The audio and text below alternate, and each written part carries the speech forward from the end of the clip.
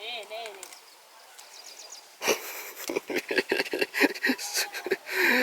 สนคนแมวละเอาไปลูกเอาไปเอาไปแม่ก็เอาไปแล้วเอาไป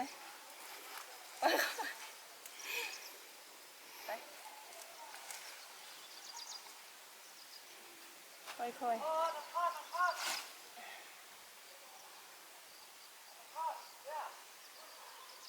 ฟุดทางเพะฟุดเลยได้ลูกสบายดีมื้อนี้ค่อยจะพาทุกคนมาเบิ่งสวนผักเนาะเบิ่งสวนผักมาเก็บผักเพื่อจะเอาไปเฮ็ดน้ำผักเนาะน้ำผักที่เอามาใส่แจวหั่นจะไปส้มกันเลยเนาะสวนผักกว้างหลาย เนาะเดี๋ยวไปเบิ่งกันเลยแล้วก็หลังจากเก็บผักแล้วเราจะไปเบิ่งขั้นตอนการเฮ็ดน้ำผักต่อเนาะใครอยากได้สูตรน้ำผักเบิ่งน้ำกันเลยเด้อ ไปดูไปบ่ไปไม่สนใจ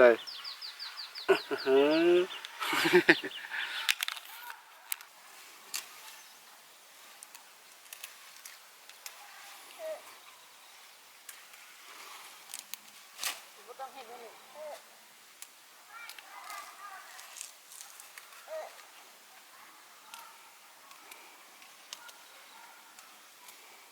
เราฟุตอัมโบมาตุ่มแล้ว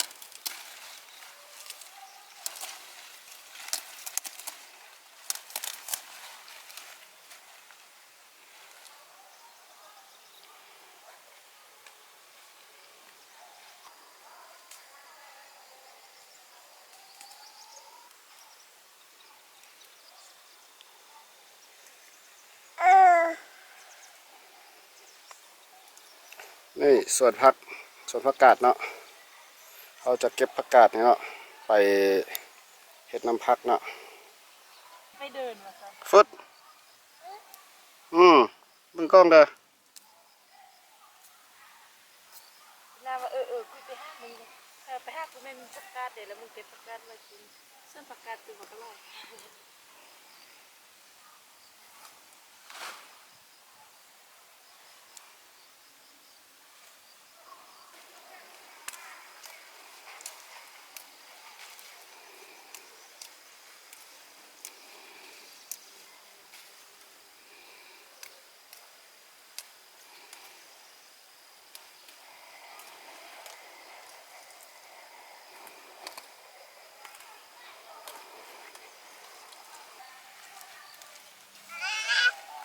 ไปเก็บสะเปาลูกเก็บสะเปาแล้วเอาไปเฮือนถ่ายให้มันก่อนให้เมียมันเลย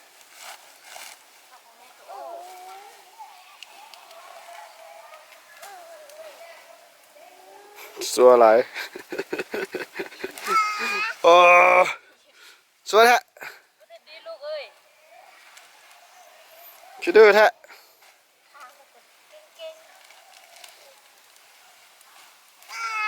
เบ้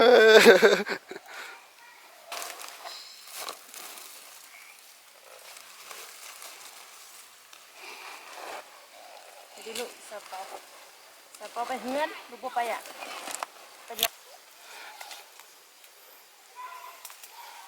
หลังจากเก็บแล้วเขาก็จะมาใส่ถุงมาเฮือนนี่ใส่ถุงไว้เรียบร้อยแล้วยังอีก2-3ถุงแล้ว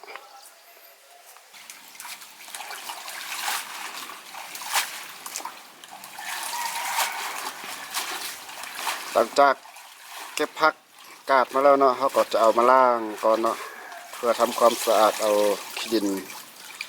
หรือแมงไหม้ออกเนาะบางทีอาจจะมีตัวบ้งนี่ไอตัวน้อยเอ้ยเปียกมาแล้วลูกเอ้ย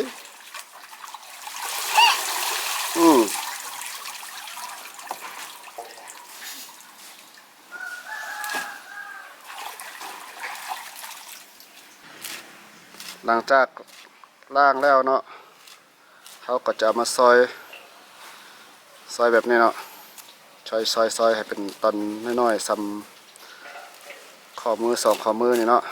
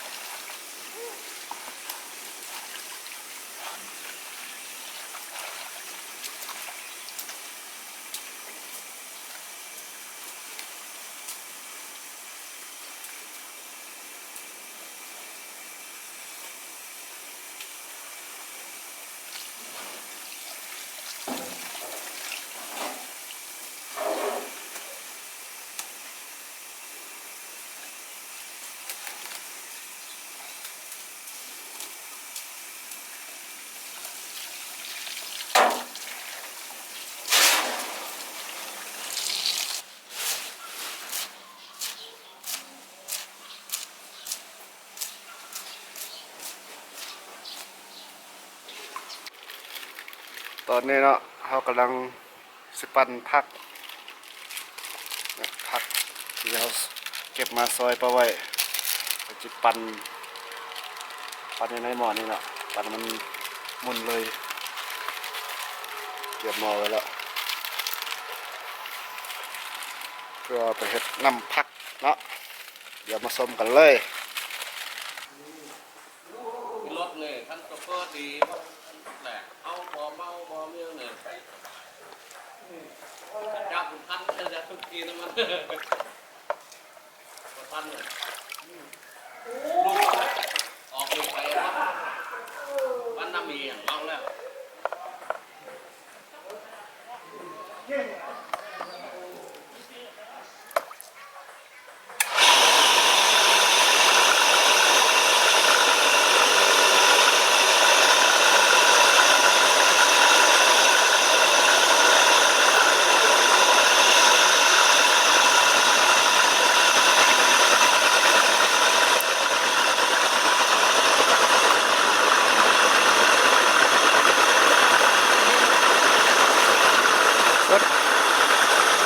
ฟดเ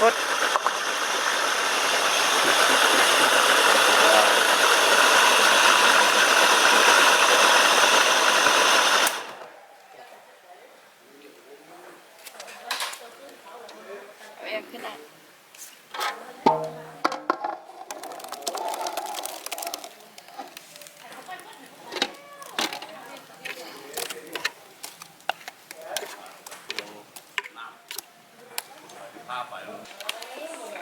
ในที่สุดก็หมดแล้วเนาะ2-3อากาศเอ้ยนี่ลงหม้อแล้วก็จะได้ใส่ฝาปิดฝามาปิดนี่ฝานี่เรียนคนก่อนอย่าสั่นเดี๋ยวจังหน่อยยังจะปิดฝามักไว้ประมาณ 4-5 วันหรือว่าอาทิตย์หนึ่ง แล้วหลังจากนั้นเราค่อยมาต้มกันเนาะต้มน้ำซุปมักไว้จบสำหรับมื้อนี้จะต่ออีก2 วันผ่านไปเนาะเราจะมาเบิ่งกันว่าจะเป็นอะไรว้าวมีกลิ่นตุน้ำผักขึ้นมาเนาะครับหอมเดี๋ยวอีกต่อไปวันที่3เขาจะมาเบิ่งกันอีกตื่มรอบหนึ่งอัดไว้คืนเนาะ